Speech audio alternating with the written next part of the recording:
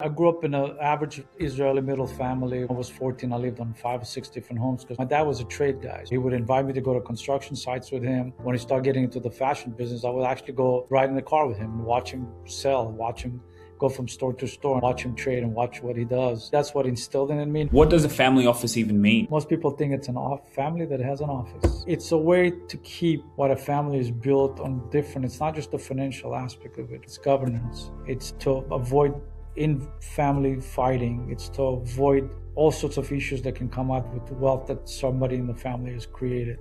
So it's really to formalize it. Man stands a woman. It's very, very important that you live with each other. Happy wife, happy life. It's the same way. A happy husband. When you come to work because you have a good life, you have a good marriage, you get a good home, you're thinking about less issues at home. It could give you a better drive to succeed in life. Just before we go, what's the last message you would love to leave for your grandchildren one day? I hope them to realize the opportunities. Like when you hear about immigrant stories, people that came at the turn of the centuries, got off the boat, people that survived World War II and came to the U.S., and all these immigrant stories that you hear. We took a lot of sacrifices. It wasn't just me. My parents suffered just as much as me, maybe even more. Welcome back to the Rabasha Family Podcast. Today's guest is someone who truly understands how wealth, real estate, and capital move at the highest levels. Chaz Lazarian is an attorney, entrepreneur, and commercial real estate developer based in Atlanta. Over the course of his career, he has structured and financed hundreds of millions of dollars in commercial loans and has been involved in the ownership, development, and management of millions of square feet of commercial real estate across the United States. What makes his story even more remarkable is where it began.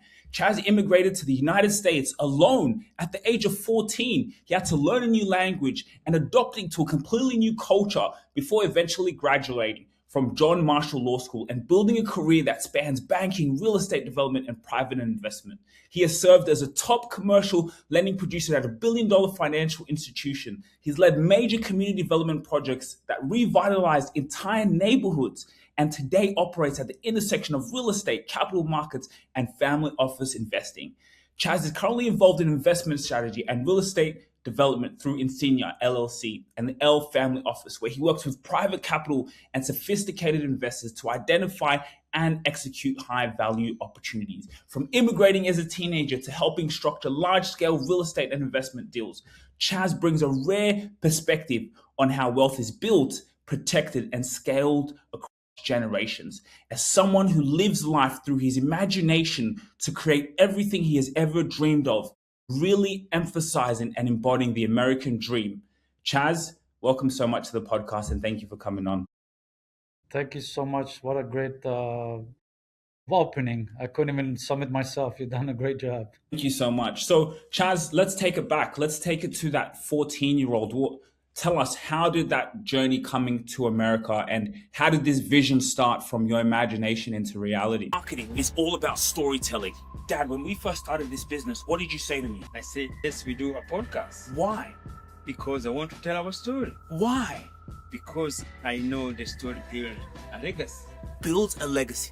And that is exactly what we do here at ETS Rabasha Media. We market your story on social media so you could build a legacy for those who come after you, to build your business and your personal brand. Yeah, follow us on our platform. Go on our website, etsrabashamedia.com. This is about legacy, and it is about showing up on social media every single day, because if you don't show up, your competition will. You may be too young to know this, but it was based on TV, but you may be too young to know the TV shows.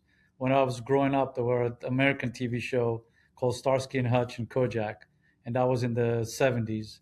I was a young kid in Israel, growing up in Israel, and watching this American TV shows. And Starsky and Hutch was two policemen that had a fancy car. Kojak was another policeman show that also had a fast car. And I was fascinated by what America had to show, which was tall building, all this excitement, all this action, fast cars, money, all these beautiful people that were on TV, and it fascinated me. And so from age 12 on, I kept nudging my dad. I was like, that place looks kind of interesting. I want to go there. And as I grew from 12 to 13, it came time for my bar mitzvah.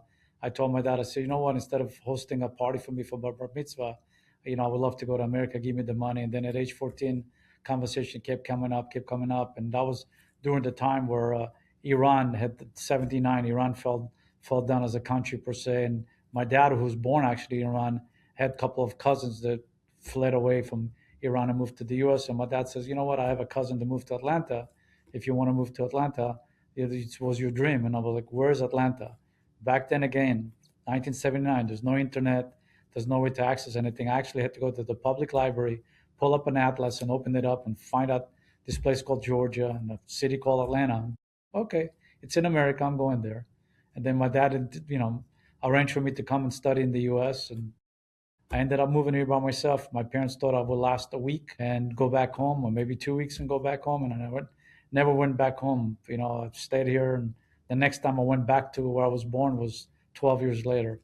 So that's how it started. Crazy Wow. story, but it's hard to believe. 46 years ago. And what did your dad do? My dad left me here. That's what he did. My dad is 91 today. And I tell him, I'm like, what the heck were you thinking living a 14-year-old in a foreign country? So my dad last minute decided he's going to come with me to see where I'm going.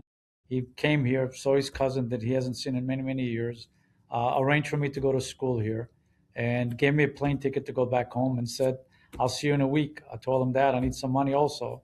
He reached to his pocket. He had about $70 left in cash. He gave it to me and he says, okay, let us know if you need some more money. And got on a plane and left home thinking that I'm going to go back a week or two later. And I never went back. And a year and a half later, my mom, basically went crazy from not seeing me. I'm an only son. And she just decided it's time to come to see me. Back then, I couldn't call home every minute. It was, there's again, no cellular phone or WhatsApp or anything like that. So the way to communicate was either to pick up the phone and call, which was very expensive. It was about $15 a minute to call home, or write a letter. With the limited money that I had, I wrote letters and waited for the letter to arrive and for a letter to come back. And it was weeks and weeks in between conversation. Every now and then we would get lucky and find a broken payphone, believe it or not, to where, they were jammed and we can make calls all over the place. And I would call them once every few months if somebody found a busted, phone somewhere that we can call from. And a year and a half later, my parents came to visit. And I basically stayed here for the whole time by myself. And so what was your dad's profession? My dad had two professions. My dad was in a construction business. They had a construction company, but we actually started migrating from that into a fashion business, believe it or not. Part of his construction, which is a funny story, they built this amazing villa for a lady who was in the fashion business, and she loved how my dad transacted business. And she yanked him out of the real estate construction business to go into the fashion business and work with her because he was an entrepreneur and a businessman. So that's what he was doing. So from that age of 14 and even below, what did you think you learned also from your mom, your dad and your mom? What did you learn from them that taught you about life? What was your dream when you were that young age and seeing your parents live life and dad being an entrepreneur and interesting in construction? I grew up in an average Israeli middle family, which is, great home. The interesting part is in Israel, you don't move a lot. You grow up in one house and you pretty much live in the same house all your life until you move to your own house. So it's since my family was in the real estate construction business, by the time I was 14, I lived on 5 or 6 different homes because they kept building homes and we kept moving to another area of town, same town, but another area of town. But my dad was a trade guy. He would invite me to go to construction sites with him.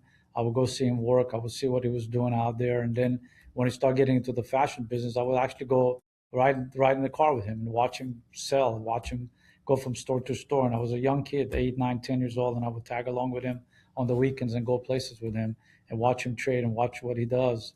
And it was maybe that's what instilled it in me. Nobody actually sat down and gave me the education, or no one sat down and said, here's what you do.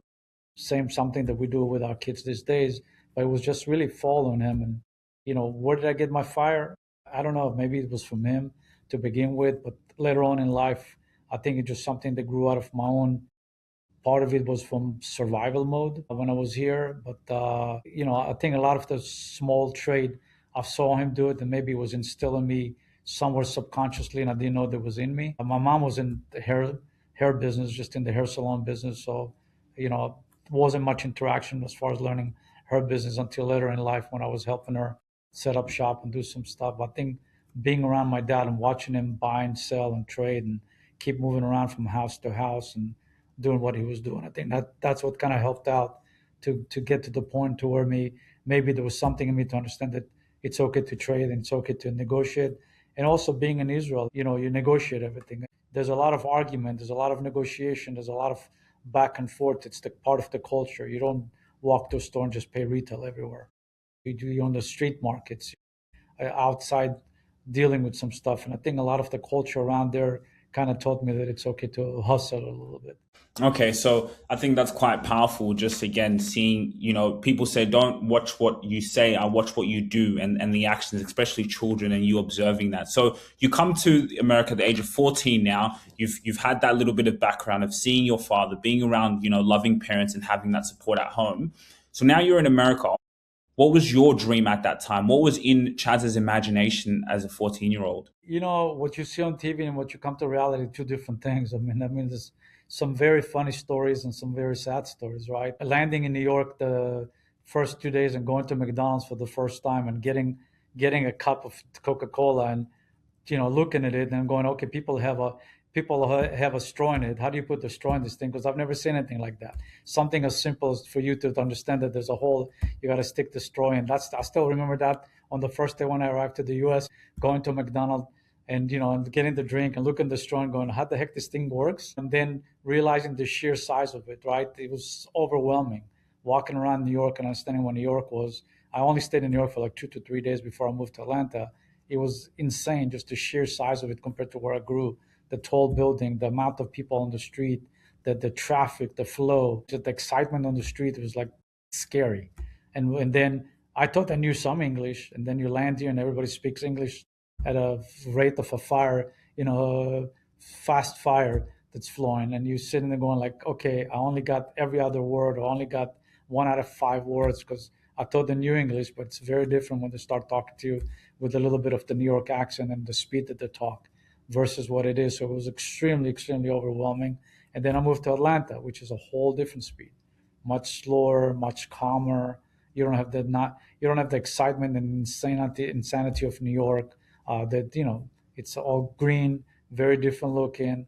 And then it was in the late 70s, the whole thing that happened in the Middle East, animosity that people had toward people in the Middle East coming back.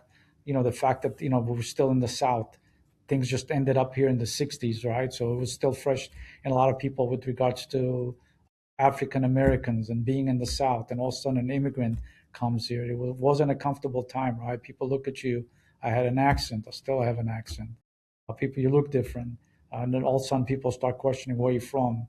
All the hatred towards the Middle Eastern that was around 79 and 80. So it's two different realm compared to what it is. And then you got a 14-year-old that saw something different on TV. And yet when I look at it, I'm going like, I can't go back.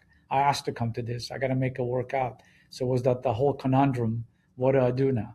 On one side, I wanted to come here. On the other side, I'm too embarrassed to go back because I kept telling everybody I'm going to America. I can't go back. So I had to tough it out and stick it out and stay here. What was the hardest moment for you? What was that hardest moment that you said, man, can I really do this? Hardest moment, there's a lot of them. I should write a book about the hardest moment. The fact that you're here by yourself, you barely speak the language, you have no relatives. It's a distant cousin that I never met. I'm sleeping on their couch. It's him and three other guys. So there were four of them that just ran away from Iran and moved to the US. They were all older than me. I was 14. The youngest guy there was maybe 18, but his brother was 22. And then another guy who was my dad's second cousin, who was like maybe 21, 22. So they were much older than me. I'm a kid. I don't know anything. Barely spoke the language, had no money, didn't understand anything. Like from the simple thing how to put a straw into a cup to understanding how anything works here. Going to school. I mean, I laugh about all this now. So going to school, the bell rings and everybody gets up and leaves the class. And the teacher looks at me and she goes, hello. And I'm like, I look at her, I'm like, she goes, get out of my class. And I'm like, get out of your class to go where? She goes, get out of my class. Well, in Israel, the teachers rotate, not the students, right? So, I mean, simple thing like that. Like, why would you have 30 or 40 kids running the hallway instead of one teacher? In Israel, you stay with the same class the whole day. You don't have lockers. You just go to class, and you stay in class the whole day, and the teachers rotate. And I mean, just simple stuff that today I laugh about it. And back then, I had no idea. I had no idea that the yellow bus was free because in Israel, you walk to school. You don't have buses. And here, I thought it cost money to ride the bus. I had no idea that those yellow buses running around the school was free to go to school. So just understanding the system as a whole, because I had nobody to educate me. I had nobody to teach me, nobody to explain me anything at all. So everything was strange. The fact that you go to a cafeteria to eat lunch at school, you don't do that where I grew up. And where I grew up, you bring your own sandwich with you, and during break, you go outside and you play soccer. You run around and do whatever you want to do. You don't go sit in a cafeteria to eat lunch. That doesn't exist. There's no food line. You don't pay for the food. You bring food from home. So all the little things to where it seems normal as you grow into them, everything was foreign to me. And then the language barrier, to understand the language, it was extremely difficult to learn. Like in math class, I would look at math and it was very simple to me because what they were teaching in ninth grade, I already studied 2 years before it, but I didn't know how to pronounce or announce or to do any of the words that they were using. It all was very complicated. I knew plus, minus, equal. That was it. I didn't know all the other words they were using in class. So I didn't know what derivative was. I didn't know what fraction was. I didn't know any of those words. And I would like see it and I'm like, oh, I know what that is, but I don't know how to say it. I had no idea what it is. So it was a very, very difficult time to understand all of it. And it just, not having friends, not having anybody. You basically, you get thrown to a foreign country with zero knowledge, zero language, zero anything. And it's not like today to where you can have a phone and you can have Google Translate and you can do whatever you want to do. Today, you can go to any country and with the help of your phone, speak whatever language you want, translate whatever language you want, search whatever you want. Back then, it was all learn from scratch. If you wanted to see something, you had to go find it on your own. There was no way to Google it and search it. So it was very traumatic. I mean, I look at it back now and I'm going like, how the heck did I survive any of it? It's insane. It's insane. And my dad looks at me. My dad is 91. It just says, it made you who you are today. Without it, who knows what you'd be. And I look at it, yes, I do, but it was very tough. It reminds me of that quote. You had to be comfortable in uncomfortable situations, and that's the situation. Your dad dropping you. So 14 years old, New York, which I love, by the way. So you go New York to Atlanta, then you're in Atlanta, 14, in a new place and all these unknowns. Where does now this real estate, journey? Where does this lead you to now, from the age of 14 and going through those moments to obviously the empire you've built today? So real estate didn't start until first year of college, right? So between 14 and 18, I worked at a fast food restaurant. I quit it when I was 16. I'll never forget it. I called the manager of the restaurant. I told him I'm done. He goes, it's Friday. I'm like, I'm done. I said, I'm not coming to work and I'm never working for anybody else. I'm on my own. And I started hustling. I started doing all sorts of other stuff. At 17 and a half, I started buying cars in Europe and importing cars from Europe. And at 18, I bumped into a guy in college who I knew from high school. And he started doing some real estate with his family. And he says, hey, let's go buy a house.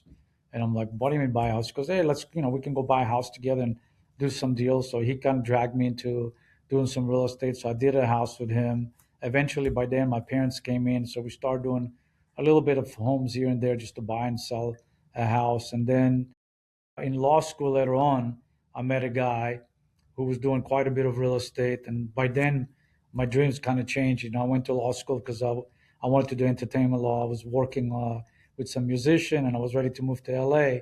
And I met a guy in law school that was doing a lot of real estate and banking. And I started getting dragged into doing some deals with him. And that kind of reignited the whole thing with getting back into real estate on a whole different scale. So I started doing some more real estate and it just kind of like progressed. I started doing some music on the side with entertainment law, but I kept getting dragged into the real estate, and it was a transition. It was I shifted into banking with this guy who I met in law school.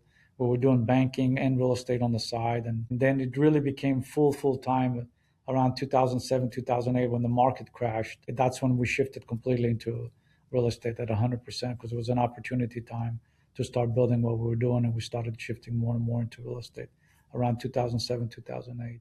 So you had that entrepreneurial bug from 17 to importing cars from Europe. Can you tell me a little bit about that? What made you even do that at such a young age with that entrepreneurial mind? Where did that even come from? So I ran into a guy and he was driving a Porsche. And I was like, wow, that's a beautiful car. Where'd you get it? He goes, oh, I bought it in Germany. I'm like, what do you mean you bought it in Germany? He goes, yeah, you can import cars from Germany and it's much cheaper to buy them there. And I want to do that. And I'm like, okay. Fast forward a few months later, I bumped into a guy. I was somewhere in New York or New Jersey. I don't know what I was doing there. I can't remember, but I bumped into this guy there. And we start talking about cars. And I said, I bumped into this guy who was importing cars from Europe. He goes, oh, it's funny. I'm actually going there in a couple of months to do a car myself. We swapped numbers. We talked on the phone a few times. And then I told him, I said, I want to come with you and see what you're going to do. And again, this is in early 80s and mid 80s. No internet, no cell phones back then. Cell phones just start coming out. So we swapped numbers. We swapped flight numbers. We both flew into Germany at the airport. And you got to remember, you're trying to coordinate with a guy you met one time at a party in New Jersey or New York. And we've both flying to the airport. I got there first. I waited for his flight to come in. I met the guy one time. He comes in. We both could land in this foreign country. We have no idea what the heck we're doing. It's not like you can Google how to import cars from Germany. And we go hunting for some cars, right? We start going around the city, start finding some cars. So I found the Porsche. It was a 911 SC, and I didn't have enough money to buy it. So now I had to go get some change, use a payphone because again, there's no cell phone. We're not carrying on cell phone to where we could WhatsApp or FaceTime anybody. I called one of my friends and I said, "Do me a favor. I'm in Germany. Everybody was on spring break from college. And here I am in Germany in March, freezing, rain, snow, whatever else is down there. And I'm calling a friend of mine. I'm like, hey, can you loan me some money? He's like, what are you talking about? I'm like, I'm in Germany. I'm buying a car. I need some money. And he's like, okay, send me some information. Again, there's no email. So I got to call him back again. He's got to write all the information down. I had to go to a bank, get the information. He ends up borrowing some money from his dad. We both 18-year-old kids at college. He borrows some money from his dad. He wires me some money to Germany, and I'm sitting in Germany the whole time for 2, 3 days, waiting for the money to come down there. And I ended up buying my first car.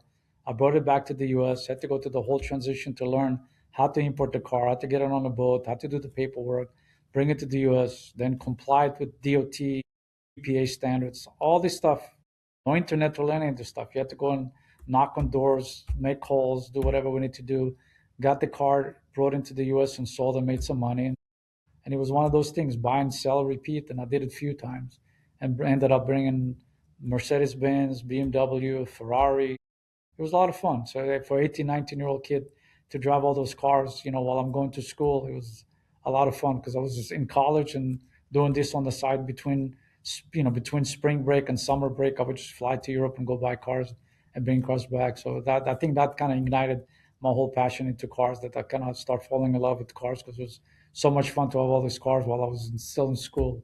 I didn't have any much money at all, but I would look outside the window and go, I'm gonna drive that car tonight to school, and just get in a car and drive this fancy car to school. And everybody was looking at me at school, going like, "Who the heck is this kid driving a Ferrari or driving a Mercedes to school?" And I'm 18 years old, 19 years old. It was a lot of fun.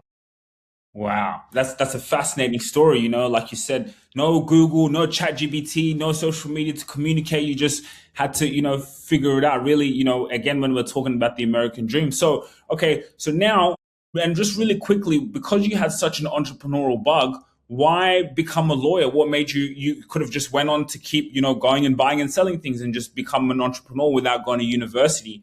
What made you want to go? I know you said a little bit about the entertainment law, but what made you, okay, then go in and study law, and how many years that takes you? So I was doing so much business in college that I started slacking off as far as finishing school. I actually didn't finish college immediately. I had like a semester left, and I decided I got so many businesses. I'm going to slow down and go do some businesses out there. And then I went back and finished my college. I think that I had one semester left. I went and got it down. I kept saying, you know, being the Jewish kid that I am, my parents like, go be a doctor. I'm like, not in a million years. I can't do that. It's me and blood don't get along. It's too difficult per se, and I'm not doing it. Then I'm like, maybe I should go do law school. And my mom goes, you'll never make money as a lawyer. I'm like, why is that? She goes, you talk too fast. You'll be done in 5 minutes. Instead of charging a client for an hour, you'll be done in 5 minutes. You're not going to bill them enough money. So you got to slow down with what you do because you want to get things done fast. And then I was always fascinated with entertainment and music, and I figured I don't sing, I don't play any instrument. I'm good in business. Maybe I'll get into the business side of it. And I said, if I get in the business side of it, what's better than being an entertainment attorney? If you look around, most of Hollywood, that's the persona that we got is like they get a good Jewish lawyer, get a good Jewish accountant, and get a good Jewish doctor, and you're set. And I figured, well, I may as well just go be an attorney and get into the business. So I ended up going to law school, and I did it later in life. I did it when I was 27, so there was a gap. I didn't go to school immediately. Went back to back at age 27. I took a pause and I ended up going to law school and doing it while I was working like crazy. And I was on my way to go to LA. I wanted to move to LA to go work there because I figured what a better place. And then I ran to this individual that I mentioned earlier in law school, and he told me, helped me out with a couple of projects, which I stayed behind to help him. And those couple of projects became to 30 some odd years later staying here, never moving to California. So I was doing it to move. I ended up doing some music with local artists, with Jermaine Dupri. I worked with some local recording artists, with Little John. We did a record deal with Social Def. I represented an artist out of New York, and so we did that deal. And I ended up doing some other stuff on the side. It's a great. It was a fun time. It was a lot of fun traveling. It's a crazy business. Those long hours, staying out of after hours with this artist, traveling with the artist. It was a lot of fun to do it. But the real estate was more steady, and it was more tangible to do, because in music you're as good as your last song per se, and the industry can go up and down, up and down. And I figured I got gravitated more toward the real estate and stuck in the real estate. Still love the entertainment business. Several years ago, I got dragged back into it and helped one of my friends who I met in law school, who's still doing law. I helped him with a group. I was more on the silent side. I helped him do some deals out there, and so it's been fun. It was a lot of fun. Learned a lot, met a lot of people. So it was a good time. Well, what did you learn in the entertainment industry about people and that side of things that helps you within real estate? I don't know if it helps in real estate. I think it helps with the money. As you read about a lot of these artists and then sports figures who go broke because the career don't last as long, or the music doesn't last as long. Like I said, you're as good as your last song, right? And to get a full career to where you can do hit after hit is very difficult. Or to be a sports athlete to where you can have a long career, and a lot of them don't have what they could do afterwards. And what I learned from it, and what I told them a lot of time along the way, buying an asset is great. Maintaining it's a whole different issue, right? Because you write one check to buy the asset, but in order to maintain the asset, you got to keep writing checks, right? If it's a house, you got to keep paying taxes, you got to keep paying insurance, you got to keep maintenance, you got to keep doing renovations, whatever you do, and those checks repeat themselves. Some of them on a quarterly basis, some of them on a yearly basis, some of them every few years. It's a big ticket items because you got to replace the roof. And one of the things that I learned from it, it's like the cash management. That a lot of them come into a lot of money. They don't know how to manage their money, and they end up setting up the bar very high as far as a lifestyle. They go out there and overbuy, overspend, and then the maintenance costs start eating up, and the money coming in is not there. So cash flow is king. Cash flow is better than cash, right? Because cash flow keep replenishing the cash. Cash gets depleted, but cash flow keeps doing it. And so it was a good lesson to see some of the artists when the royalty checks start coming in a tremendous amount, and then they start dwindling down when the song is not longer as a hit, or the song does not getting played as much. It becomes an issue because all of a sudden the cash flow gets diminished, and the quarterly royalty checks don't come in, and the concerts are not paying as much, or you don't have the engagement as often as you did before. So it teaches you that nothing can last forever. It's very rare that things can last forever on the same level. And it's the same in real estate, right? You could take a building and get it up to a certain, or any property, get it up to a certain level, and then there's a plateau in certain things that but building may appreciate in a smaller increment, right? So if you get a building to where it's dilapidated, you fix it up, so you created value, right? But now it has value, and over course of time, it becomes the newness of it is gone, right? The roof is no longer new. Now it's 10 years old. So now in 5 years, you got to replace it again.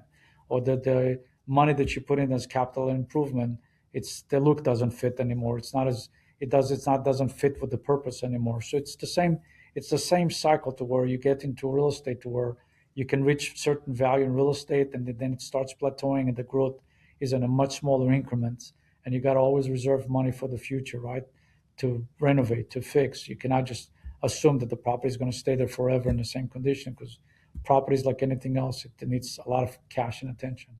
Wow, the huge, really powerful lessons there. So now, like you said, your friend now gets you into real estate. You now merge from the entertainment industry in law into now real estate. What does that look like? What's the business model of real estate, and what is a good deal? So a split question there. What was the business model and how did you do it? How did you now create a company around real estate? It was also a transition, right? You can't jump into like saying, okay, I'm going to go buy a large building day one, an expensive building, because part of it is capital. Real estate is very capital intense, and it's something that's illiquid in the sense so we cannot just take it to the market the next day and sell it. It takes time to exit out of real estate. So what we started was we're doing homes, right? You buy a house, you renovate, you sell, you lease, you keep, whatever the formula is, right? We did both. Bought some homes, fixed them up, we rented them for the income, we bought some homes, renovated them, sold them for some income. It's all a process. And you start with a house, you buy two, you buy three, then you end up buying a 12-unit apartment complex. You buy a small one. Then you start moving to something larger. So it was a progress to where we started with smaller units, start buying more units, start migrating to larger deals. From 12 units, we moved to a 40 unit. We moved to like 120 units. And then we started shifting completely to a different class of assets. We moved from residential into commercial. So we start looking at buying small shopping centers. And then you grow into that. You start buying from a small shopping center to a medium shopping center to a larger shopping center. And then you start buying an office building. You start with a smaller one and you learn. You cut your teeth on it. You start understanding what the aspect of it, and you start buying more and more. That's one side of it. What's a good deal? It all depends on the asset, right? It all depends on what your long-term hold and vision is for the property. So that's a whole different slew of things. So I mean, the way you get into the business, unless you have infinite cash, it's different. If you have little cash, you just start flipping homes, or you buy a small shopping center if you can afford it, and start growing into it and start buying more. What's a good deal? The saying goes, you make your money the day you buy the real estate, not the day you sell it. Because if you buy it at the right price, you buy it at the right value, you create the equity that you need in it to sell it and make profit down the line. So a good deal, it all depends on if you're looking to flip a deal or if you're looking to long-term hold. It's two different aspects of a business model. For us, we opportunistic. Our business model over the years have changed drastically. We do very little, if any, residential. We still have some legacy residential product out there. 99.9% of what we do today is commercial, so it's completely different. We are in very opportunistic. In the last 3 years, we've started shifting and buying a lot of office, and part of it is we're in a crazy market today, right? Post COVID, everybody's running away from office. It's the FOMO, fear of more office. Nobody wants FOMO anymore. Nobody wants office anymore. It's a dirty word in banking. Banks don't want to loan money on it. People are stuck with offices, but we're finding that it's opportunistic market for us because we buy it and we look at it as office differently because we look at it as a land encumbered by a building. We don't look at it as an office. Most of the time when we buy an office building, we buy it for the value of the land below it because we want to use the land for a different aspect. We want to use the land for multifamily, for townhomes, for other use altogether versus of what it is. So our business model is very different. We run toward the deal where everybody else is running away from the deal. So when everybody's running to buy something, if for example multifamily is hot, we don't touch it because everybody wants to buy it. So the money that goes towards some of those sectors drive the prices up, drives the returns very low, and we stay away from those. So we take more risk. We don't mind taking risk. We buy stuff that nobody else wants to buy. And today our focus, like in today's market in 2026, focus is on hospitality and office and buying some land out there versus, but we don't touch right now. We don't have any multifamily. We don't touch industrial because those two sectors are still doing extremely well. And, there's no opportunity there. So, and I know you said you buy it for the land. In terms of is it also a cash flow game as well, where it's the rental income, or that's something that you guys don't really focus on as much? Well, focus and like are two different things. We always love cash flow, right? Cash flow is king. But, some of the deals we buy do have cash flow. So I'll give you an example. We recently bought the former headquarters of Home Depot in Atlanta. It's two 18-story towers, 650,000 square feet. Private equity group paid $120 million for it. They had a $94 million debt on the property. It was a short sale. We bought the debt for $21 million. And part of the reason that the deal was a failure for the group that paid $120 million is that they lost a major tenant that was occupying 250,000 square feet in the building. So occupancy dropped drastically. It was in the mid 40s. So when we bought the property 6 months ago, we bought it September of last year. It's mid 40s occupancy, but its cash flows at about what's called 17 cap. So meaning that on cash basis, it's almost a 17% return. So it's cash flowing deal. And now what do you do with it? You could do nothing. You could just sit on it because 17 cap return, it's a massive return in real estate. But the occupancy is low, which is fine. The building is still cash flow.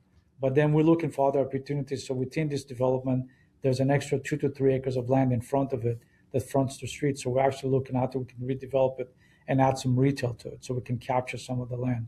So we're keeping the building intact the way it is.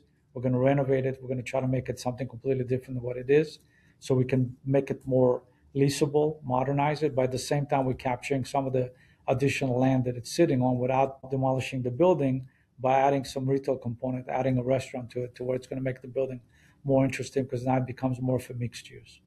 So we do have some of those buildings. And then on the other side of it, we have buildings to where they may be cash flowing somewhat.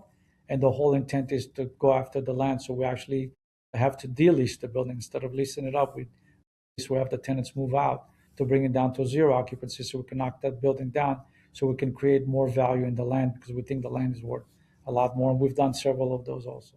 And how much would you say patience is involved when doing business and around businesses like this? So real estate, you got to have lots of patience because, like I said earlier on in the process, it's nothing that's liquid in a very fast pace. It takes a while to transact out of it. So it's nothing that you can take to the market and sell within a day. So you got to have a lot of patience, especially if you want to do a turnaround, meaning we're buying a building and we want to sell it for the land. It doesn't happen overnight because if the building has some tenants, it takes a while to move the tenants out. You can find buyers fairly fast, meaning that if the land itself, let's assume it's zoned for multifamily and it's in a good area of town, you can find a buyer. But those buyers typically want a year to get their ducks in order because they need to go out there and put together a plan, raise equity, put together the capital stack, do what they need to do. And it takes a period of 9 months to a year. So from the day you buy it until you sell it, it could take a year to 2 years to do it. So you need to have a lot of patience. Real estate takes time. Average hold on our portfolio is probably 2 to 3 years to get deals to turn around out there. So it's nothing that happens everywhere. And even the other side of it, for example, you bought a building, you want to lease it up. Even if a tenant came knocking on your door today, by the time you find a tenant, by the time the tenant does what's called a test fit to see if the space that they need fits the number of offices and cubicles or whatever else, by the time you agree to it, by the time you get them to sign a lease, by the time you pull permits, you build out the space, several months can go by, anywhere from 6 to 9 months to a year before the actual tenant moves in. So even as something as simple as a tenant moving in could take several months to do. So it's a lot of those things like hurry up and wait and have a lot of patience. And so now throughout this journey, when did you meet your wife? About 23 years ago. How old were you? I just turned 61 last week. No. How old were you? Oh, happy birthday, by the way. But how old were you when you met your wife, Eddie? I was in my 30s. Yeah. How important would you say is, for example, as men, you're in business, how important would you say is now kind of meeting that person and how did you meet her? Whew, that's an interesting story by itself. Look, it's very important. I was very focused on like in my late 20s, I was going to law school. I was, chasing business, chasing deals, and all of a sudden I'm in my 30s, right? So I wasn't looking for love per se. I was more looking for like, I want to go accomplish business, do what I need to do. And I happened to go to a trip to Israel with the guy that I met in law school, my business partner at the time, and he was doing a trip to go to Israel with the Jewish Federation, and I ended up going with him, even though I didn't want to go. He kept pushing me to go with him. I was like, I was born there. I'm not going on a Federation trip. There's no reason for me to go there, and I ended up going with him the last minute. One of my dad's family member introduced me to her while I was there. He knew her dad. They were doing business together. He tried to introduce us a year before, and I told him I'm not interested to meet anybody there because I live in the U.S. and I had no intentions to go there to meet anybody. But now while I was there, I was like, okay, I'm here, fine, we'll meet. And I met her one time while I was there, and it was literally like 48 hours before I left to go back. She called me at like 10 o'clock at night, and she's like, hey, what are you guys doing? We were on the way to go out. Israel is one of those late night places. We're on the way to go out, and we met, and we kept in touch afterwards, and that was 23 years ago, give or take. So it's an amazing story. What stood out about her to you? What stood out, the fact that she told me, hey, pleasure meeting you, nothing is going to happen between us because you live in the US, I live in Israel, and my dad and your cousin uncle wants us to meet, we'll go out, have fun tonight, and that's it. So that was more of a challenge to me, like going like, okay, nothing's going to happen. So now I keep reminding her, nothing happened. You moved to the US, you married me, we have three beautiful girls, nothing happened. So it's a funny story by itself because literally when she met me, she didn't even say hello. She just goes, "It's nice to meet you. Let's get one thing straight. We're just gonna go out tonight to satisfy my dad and your uncle or cousin, whoever it is, they introduce us." So the both will say we met each other. I'm like, okay. And the interesting part is, again, no internet back then, no cell phone. I used to carry a small camera with me, and I actually have two photos of us from the day we met. So the interesting. This was a thing in 2003 when we met, either 2002 or 2003 when we met, and I actually have two photos from the first day we met, which is kind of cool to meet somebody and have a photo from the first time. And so then how old were you when you had your first child? About 42. And what led to that? Like what now made you say, okay, now I want to start being able to, bring in a family into this world? I mean, you wake up one day and you're in like your late 30s, right? And I mean, I'm a family guy. My dad is the oldest of seven kids. I mean, I grew up with lots of uncles and aunts and cousins and love having family around. All my friends around me got married. I mean, a lot of them got married in their early 20s.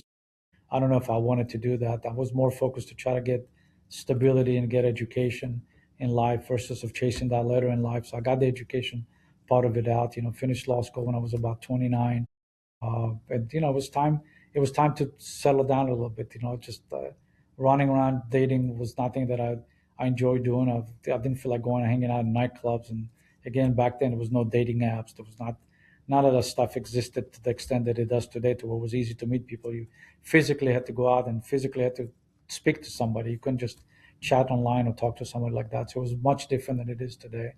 And it wasn't just, I didn't feel like I'm doing it for the rest of my life, going out there and hanging out to go meet somebody. So it was, and after I left and I moved back came back to the U.S., Etty and I, my wife and I, talked on the phone, and the conversation kind of picked the pace a little bit. We started talking every day, every day, every day, and then it's like several months later, she came to the U.S. and we met up, and that was it. That was the end of it.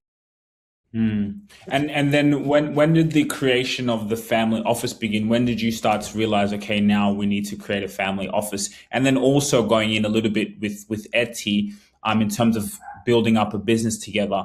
How did that also now merge into one? So the business, I was doing a lot of my real estate, doing a lot of my deals back then. I was still in banking and doing some real estate deals on the side.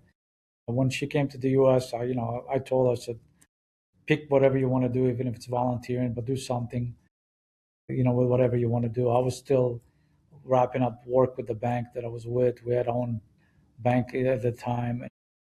After 2007, 2008, we started going on our own and doing some deals out there.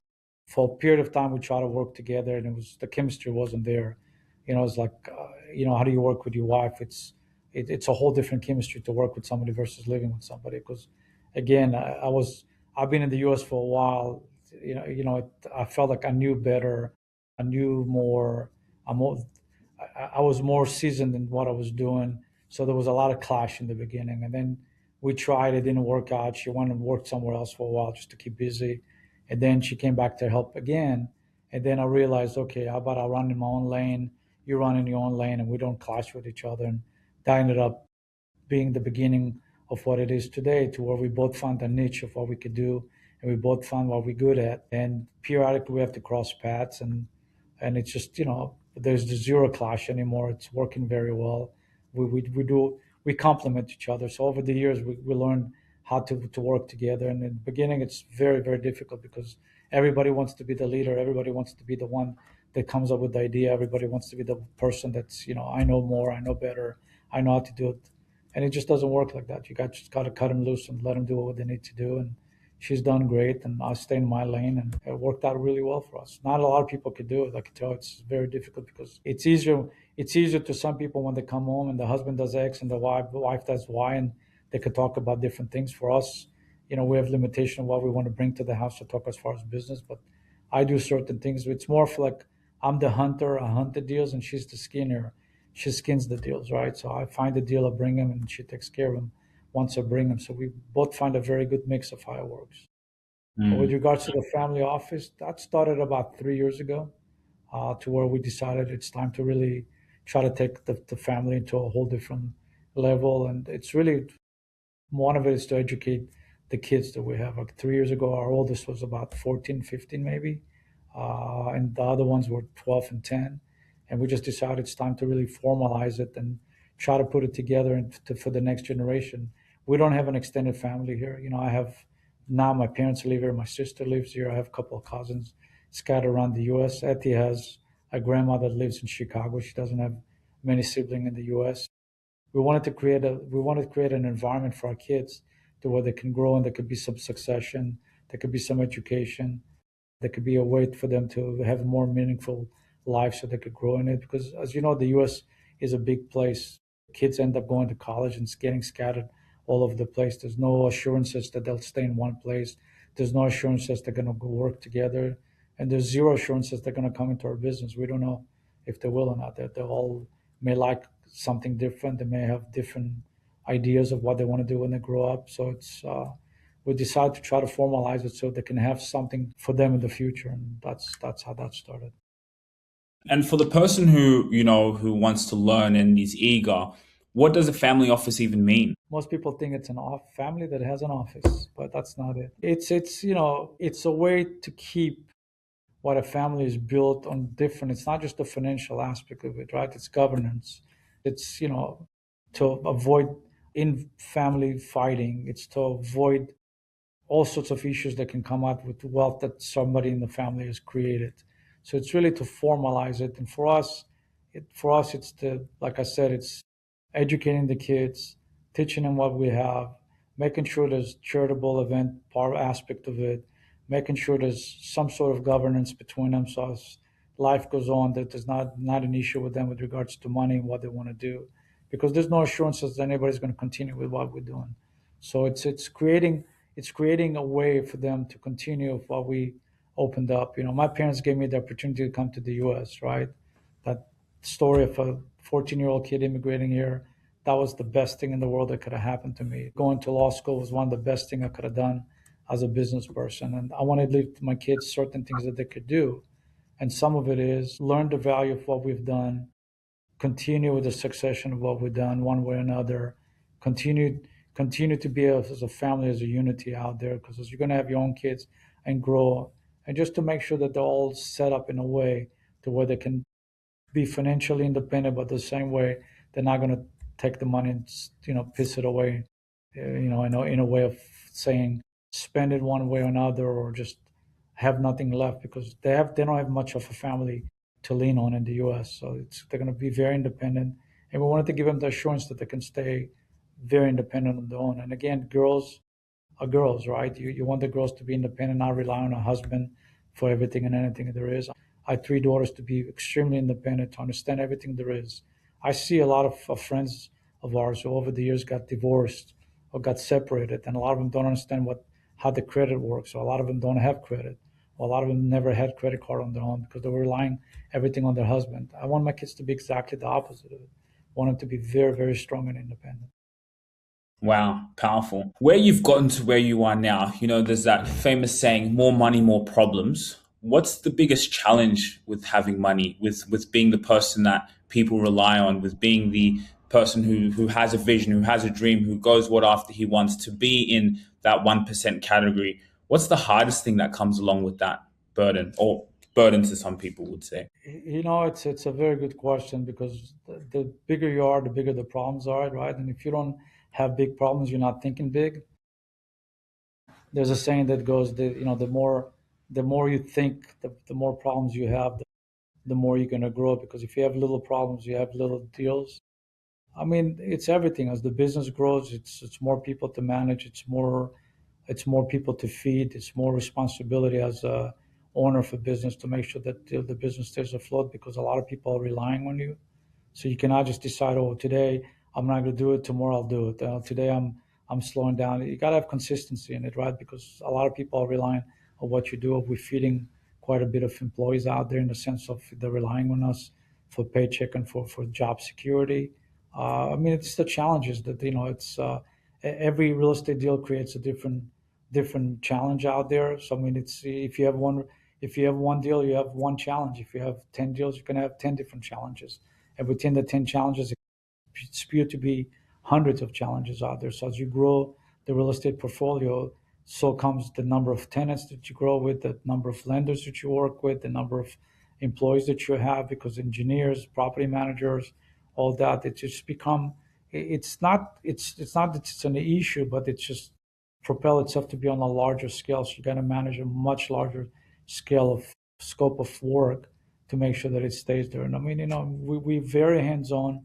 We try to be very interactive. This is an operating company, not a family office. The operating company, we're extremely active in it. We're extremely hands-on on it, and we try to control as much of it as we can so the process stays in tune with regards to the way we see it and the vision of it. But it's like anything else, right? I mean, it's the economy, it's a rising interest rate, it's rising cost of operating out there. It's everything is a challenge.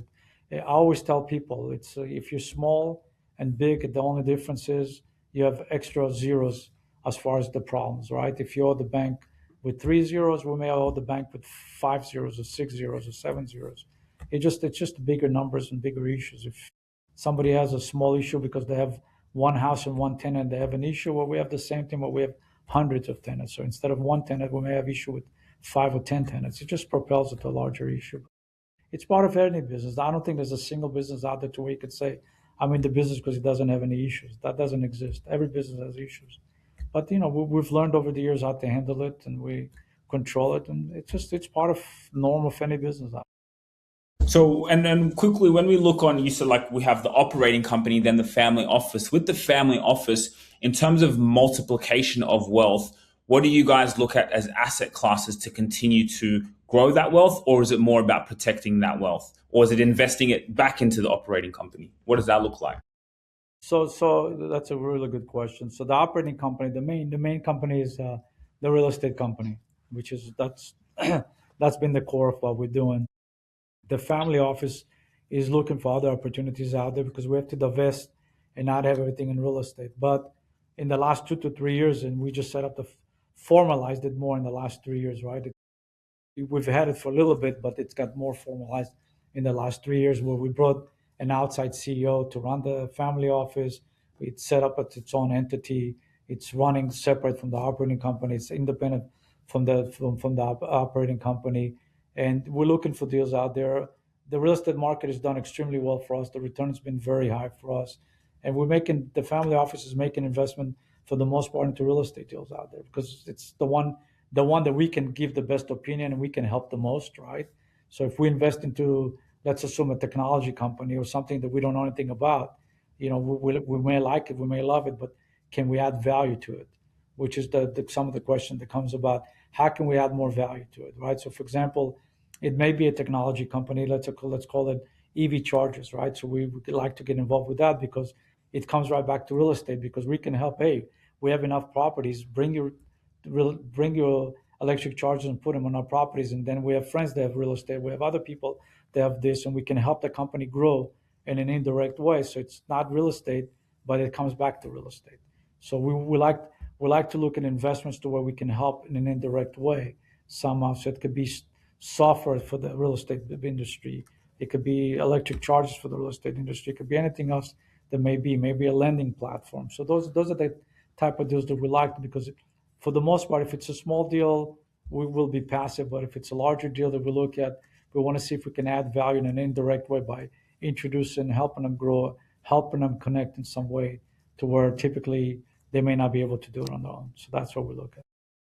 Powerful.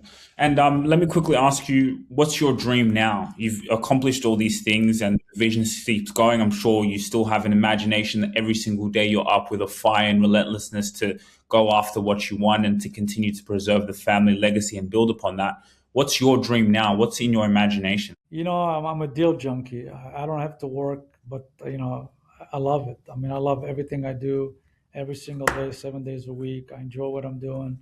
I love what I'm doing. It's a lot of fun. It's a lot of excitement, chasing the deals out there, and I just want to keep doing what I'm doing and do more of it. I mean, sometimes when we have a strategic planning meeting, either for the operating company, the family office, there's like, do we want to slow down? Do we want to move at the same pace, or do we want to grow? And I'm the one that's like, let's just keep growing. Let's do more. It's the fun part of it. You know, I love this, and I want to keep doing real estate. We're shifting more into the hospitality now, which is an interesting part of it. We are working on a large hotel project in Atlanta, and we're also working on a private club, doing a very high-end private club. So that's going to be a lot of fun. Hopefully next year it'll be up and running. That the goal is by first quarter of next year to be up and running with this deal, and let's see where that goes. So we're shifting with the markets. I mean, a year from now we may be doing a different sector of real estate. I don't know. I mean, 3 years ago we had zero office. Now we have 3 million square feet of office within 3 years. Next year we may shift into a different sector of real estate. I don't know, but it's exciting. I have no idea what it's going to be, but we're chasing the opportunities out. Very exciting. Okay, so before we leave, I have a game I like to play. I'm going to say a word, and whatever word that comes to your mind from that word, you say it, and then I'll get you to explain, okay? Okay. Entrepreneur. Hustle. Explain. You want me to explain what hustle is? Just keep chasing whatever makes you happy. Hustle when I say hustle, it's street smarts, right? I mean, I have a law degree, but to me, I think number one is street smart. So the hustle comes from the street smart, because they can't teach you that in school. They can't teach you that in law school. Law school can teach you certain things, how to think, how to write, certain things to do. I think it adds credibility to the table, but the hustle is what gets you the fire. I think the hustle is what gets you to negotiate. The law part of it gets you to write a better agreement once you negotiate it, but the hustle is what gets you as an entrepreneur to get to where you need to do, how to negotiate, or how to convince somebody that you're the right buyer, right? I mean, for sometimes when we buy real estate, they do what's called a buyer interview. They actually interview you, which is interesting because they want to get the assurance in that crazy market that we're in that you're actually going to close on the deal. And it's convincing people like, yes, we're the right group, we're the right people, because there's several other people like us that can write the check and do the deal. Having the fire, having the conviction to convince somebody to do it, and that takes a hustle. You got to be able to hustle. You got to be able to have the fire, the gut instinct, and that's to be an entrepreneur. You got to have the gut instinct. It's nothing you can learn. It's something that it's you're not born with it. You got to learn it. And I know they don't teach it in school. They should have a hustle 101 in school. Resilience. Yeah. Being tough, I guess. Tough. Having thick skin, not getting offended, not getting upset, being called, and calculated and cool and collective, just to last out there. Marriage. That's a good one. Marriage. Etty. You want one word? Etty, my wife. Look, it's the castle behind you. It's the having the right partner in life who's going to lift you, who's going to support you, no matter how crazy and mad you are with your decisions and what you want to do. It's someone's going to compliment you, or it's going to help drive you forward, not hold you back. It's behind every great man stands a woman, right? But beside you, there needs to be someone, not just behind you. You want someone who's going to stand beside you, someone's going to, compliment what you do or help you do it. In our case, we work together, so we have to lift each other. But in case you don't work together, is having someone's going to look at you and put you on a pedestal the same way that you're going to put on the pedestal. It's very, very important that you lift each other. It's and a happy wife, happy life. It's the same way. A happy husband, same way. It's creating. When you come to work because you have a good life, you have good marriage, you get good home, you're thinking about less about issues at home. It could give you a better drive to succeed in life. Legacy. Something that the family office is working on, right? It's you build. It's the name. It's the charity. It's carrying a good family name. It's what we're teaching a good is be good. Do good, be good. It's things that we're teaching our kids since they were young. It's part of the charity that they're doing. Keep continuing out. It's not necessarily having your name on a building. You don't have to have your name on a building to say, okay, we wrote a big check. Continue to do the good things, to keep doing the good deeds. So teach other people how to do the good deeds. Sometimes donating your time is better than donating money, right? Because it's something that can help people in a whole different way versus somebody writing a check. It means more that you're actually contributing your time. That could be part of your legacy too. Fatherhood. It's a full-time job. It's trying to raise kids. I'll give you a word for fatherhood. What's one word for fatherhood? Me, I guess, Chaz. being a good dad, but at the same time, it's a loaded question, right? Because you work hard to give your kids what you wish you didn't have, but at the same time, do they really need it and do they really want it, or they want you to be around the whole time? That's the biggest balancing act that you got to do. They don't know any better, right? If you tell a kid that's all we have, they're happy with that. If you give them more, do they want more because of it? It's an issue. It's balancing what they need and what they want. It's really, really tough job to do it because there's one side you want to give them everything. On the other side is you want to make sure that they stay grounded. You want to make sure that they're stay reasonable. You want to make sure that they stay humble and trying to balance all that out. Not easy. And especially being a dad to girls, it's very, very hard because when they look at you and say, "Daddy, please," it's really hard sometimes to say no. I don't have boys, so I don't know how it works with boys, but with girls, it's very tough as a dad. Powerful. And just quickly, lastly, what does Chaz mean, your name? One cool dude. There's a funny story about that if you want to hear it real quick. Yeah. So my Hebrew name is Yoram, Yoram, and when I came to the U.S., people couldn't announce it. People say, "Yo, what? Yeah," and I'm like, "It's Yoram." Nobody can pronounce it. And I said, I got to come up with an English name. So I came here right in December of '79, and it was a football game, and I sat down and I kept writing names, and I picked up the name Larry, and I was going, "Oh, that's kind of cool name, Larry Lazarian." I liked it. So I went to school the following week. School started, and people asked me, "What's your name?" And I said, "My name is Larry." And people go, "Okay." And then I don't know, a while later, I met somebody, and they go, "What's your name?" I'm like, "Larry." They go, "You don't look like a Larry." And I told them the whole story. It's not really my name. I just picked up the name. It's not my legal name. And I don't remember who this person is, but I remember sitting somewhere with them on the curb of a street. We were somewhere. We were just sitting on the curb of the street talking. And it was a young girl. And she told me, "You need a cool name. Larry's not a cool name. You don't look like a Larry." And we just start throwing names around, And she goes, "Chaz." And I'm like, "What's Chaz?" She goes, "That's a cool name."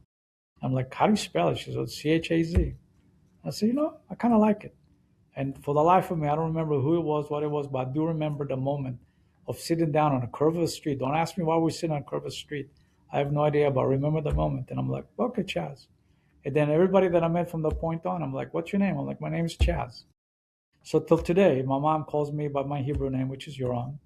The friends that met me early on still call me Larry from time to time. And everybody from there on calls me Chaz. So I have like three names per se. And depending, if somebody calls me by my real name, that means I'm in trouble unless it's my mom. Because, and then over the years, I've actually adopted Chaz to be my legal name. So it's been my legal name for a long time. And then I kept my Hebrew name as my middle name. So from time to time, some people still say me, "Hey, Larry, what's up?" Which is pretty funny. Pretty funny. So And Chaz is the name. It's cool. And I love it. It's so different. It kind of fits my character and fits who I am. yeah. And your Hebrew name, Yoram, what does that mean? It actually means brilliance, like smart. There you go. Maybe it fits me. Maybe it fits me. I don't know. I think this podcast has been a whole revelation of that brilliance and that intelligence. So I want to thank you so much for your time today. I think this has been an amazing podcast to just really learn about you, the vision that you've had, and the brilliance that you've been able to apply in your life and in the family's life. And I can't wait to see more, and I can't wait to be doing more of things like this, around. Just before we go, what's the last message you would love to leave for your grandchildren one day? If when they watch this podcast, 20 years from now, 30 years from now, what message would you like to leave them?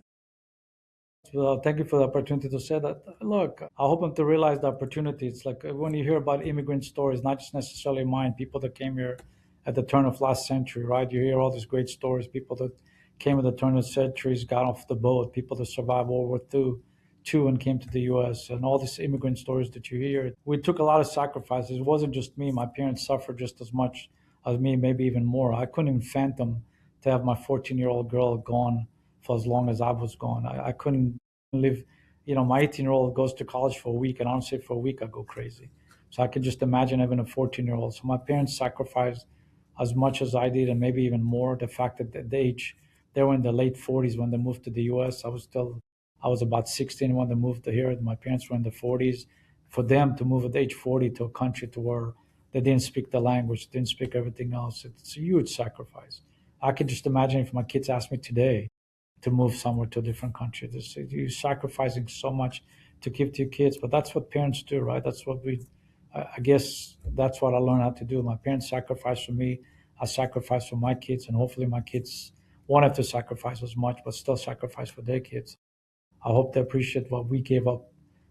I gave up my childhood. I felt I gave up my friends, my home. I gave up everything that I had, everything that I knew, to come to a country to start from scratch. And it's it leaves a lot of scars in you, right? There's still a lot of issues with it. I still have the dilemma. I still have, questioning sometimes, why did I make the right move? Did I make the wrong move? It's not about the financial success, because sometimes you sit there and you ponder and you wonder, well, what would have happened if I stayed back home?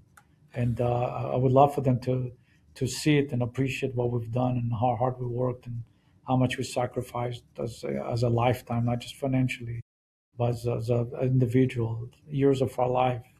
And we're grateful for what we have now. It's best thing in the world, an amazing country. We're grateful for every opportunity we had here. The U.S. has been a blessing for us. I hope people will appreciate how wonderful of a country it is and how great it is as a country, and compared to other places in the world. I mean, it's the land of opportunity, and it gave us a great opportunity. And hopefully they'll take it and keep building on to it, keep doing great things. That's what I hope. Powerful. Well, I'm sure they'll be watching this interview very proud. I want to thank you so much for your time, and we'll see you on the next episode. It was great talking, and really appreciate your time. Thank you. Hey, what's wrong? Bro, I'm stressed out. I'm running my business. I've got to serve my customers, but I need more customers coming in. I can't keep relying on word of mouth. Why don't you just use ETS Rabasha Media? Who? Well, with AI now, what they do is they go in, get your perfect clients, bring them in front of you. So all I got to do is run my business, and he brings me opportunities. Think about it. You speak to 3,000 of your ideal customers, convert 1% of that 3,000. That's 30 people. 30 people in a room with you. Can you convert that? Of course I'll close them. I'm good at what I do. I just don't have time to be going and looking for my perfect client. Focus on what you love doing and let them bring you customers. When you win, they win, commission, ching. Sujira Rabasha, huh? Yeah, Sujira Rabasha. Go and Google them, man. Come on, take it to the bank. If you really enjoyed this video, make sure to click here, and I'm sure you're gonna love that one.